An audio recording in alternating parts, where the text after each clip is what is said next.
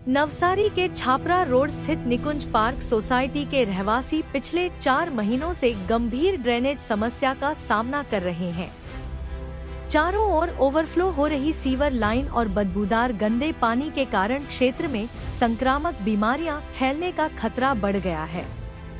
बार बार शिकायत करने के बावजूद प्रशासन की ओर से कोई स्थायी समाधान नहीं मिलने पर लोगों में भारी नाराजगी है।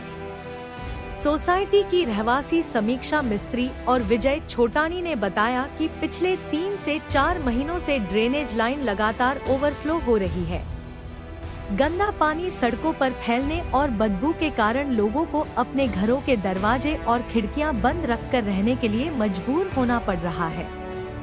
रहवासियों के अनुसार गंदगी और मच्छरों के बढ़ते प्रकोप से बच्चों, बुजुर्गों और महिलाओं के स्वास्थ्य पर गंभीर असर पड़ रहा है। कई लोग बीमार हो रहे हैं, लेकिन स्वास्थ्य विभाग की ओर से दवा छिड़काव जैसी कोई कार्रवाई नहीं की गई है। स्थानीय लोगों का आरोप है कि नगर पालिका, कमिश्नर, कलेक्टर, मेयर और स्थानीय पार्षद के समक्ष कई बार लिखित और मौखिक शिकायत करने के बावजूद आज तक समस्या का स्थायी समाधान नहीं हुआ है। रहवासियों ने चेतावनी दी है कि यदि जल्द ही ड्रेनेज समस्या का समाधान नहीं किया गया तो सोसाइटी की महिलाएं और अन्य रहवासी गंदा पानी बाल्टियों में भरकर नगर पालिका कार्यालय पहुंचेंगे और गांधीवादी तरीके से विरोध प्रदर्शन करेंगे। स्थानीय लोगों ने जिम्मेदार प्रशासन से जल्द स्थायी समाधान की मांग की है। मारू नाम समीक्षा मिस्त्री है। हूँ निकुंज पार्क सोसायटी छापरा रोड में रहूँ छूँ।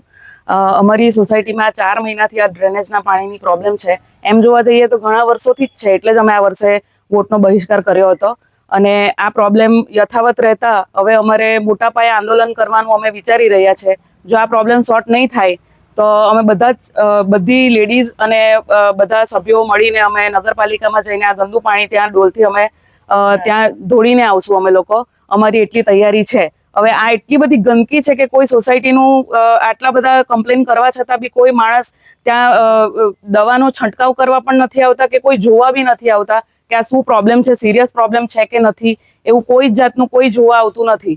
અને અમારા છોકરાઓ કેટલી બધી વાર માંદા પડ્યા છે। મારી દીકરી 10 દિવસ સ્કૂલે પણ નહીં જઈ શકી, એટલી બધી માંદી પડી ગઈ ને બધા વૃદ્ધો પણ રહે છે અમારી સોસાયટીમાં। તો એ લોકો બધાની આરોગ્યની જવાબદારી કોણ લેશે? જો કંઈક સિરિયસ પ્રોબ્લેમ થઈ तो एनी जवाबदारी कोण लेशे? तमे आगळ जोयुं होय तो मच्छरनी चादर फैलायेली छे तो ए त्यां कोई दवा छांटवा बी नथी आवतुं। आ अमारुं घर छे, आ पहेલું જ घर अमारुं छे।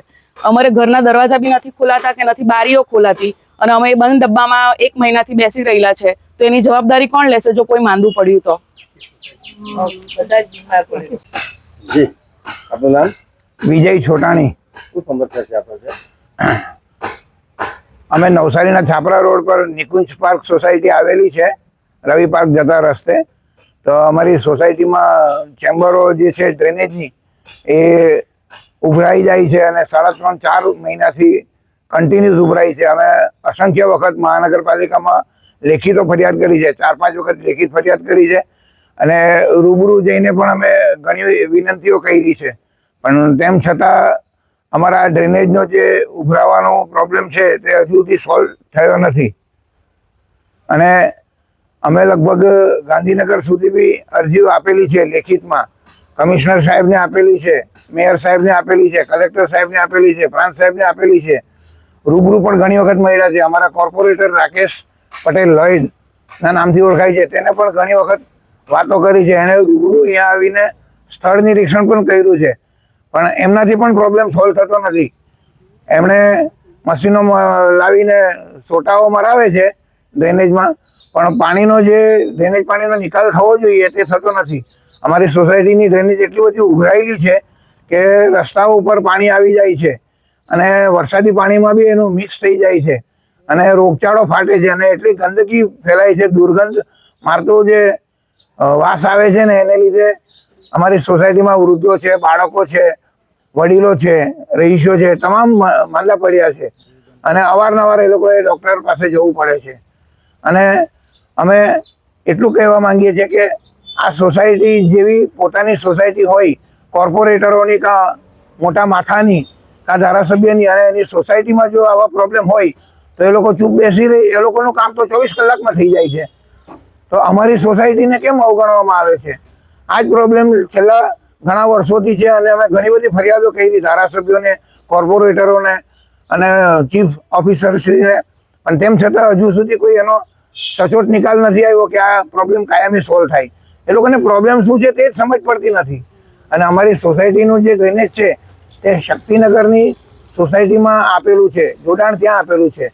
હવે એ લોકો ત્યાંથી શું કરે, પોતાની ચેમ્બરમાં સિમેન્ટ પૂરી દઈ, ઢાંકણા બંધ કરી દઈ, ખોલવા દેતા નથી, એટલે ત્યાંથી જ પાણી અટકે તો આગળ કેવી રીતે એનો નિકાલ થાય? પાણી વહેવું તો જોઈએ ને. પાણી વહેતું જ નથી તો પછી અહીંયા જ બધું ભેગું થાય અને ડ્રેનેજમાંથી બહાર નીકળી આવે એટલે આ બધું દુર્ગંધ ફેલાય, રસ્તાઓ ગંદકીવાળા થાય, બીમારીઓ થાય, આરોગ્યને નુકસાન થાય. એટલે આનો સચોટ નિકાલ થવો જોઈએ એવી અમારી મહાનગરપાલિકાના તથા જવાબદાર પ્રશાસનને વિનંતી છે અને અરજી સાથે ફરિયાદ પણ છે. અને જો અમારી સોસાયટીમાં આ ગંદકી છે તો દવા છાંટવા આવવું જોઈએ ને.